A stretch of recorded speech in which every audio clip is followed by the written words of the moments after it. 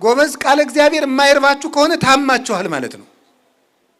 መጽሐፍ ቅዱስ የማይርባችሁ እንቅልፋችሁ የሚመጣ ፌስቡክ ስታዩ ግን የምታነጉ እስከ 10 ሰዓት፣ ቲክቶክ ከሆነ እንቅልፍ የማይወስዳችሁ፣ ፊልም ከሆነ እንቅልፍ የማይወስዳችሁ፣ የነፍሳችሁ ምግብ ሲመጣ ግን የሚሰለቻችሁ ከሆነ እናንተ ታማችኋል። በጊዜ ወደ ሐኪም ቤት ነው። እዚህ ነው ሐኪም ቤቱ፣ ቤተ ክርስቲያን።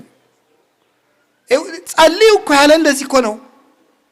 ቃለ እግዚአብሔር አልርባችሁ ካለ ታማችኋልና፣ እረ ጌታ ሆይ፣ እረ አይምሮዬን ጤና አድርገው፣ እረ ቃልህ እንዲርባው አድርገህ ብላችሁ ጸልዩ ማለት እኮ ነው። ክርስቶስ ሆይ ትላለች ነፍስ መኃልየ ሰሎሞን ምዕራፍ 2 ላይ እባክህ ቃልህን አሰማኝ፣ መልክህንም አሳየኝ። ቃልህ ያማረ ነው፣ መልካታ ምራትህ፣ መልካታ ትምህርትህ የሰመረ ነው። እባክህ ቃልህን አሰማኝ ትላለች ነፍስ። ሄዳችሁ ተመልከቱት።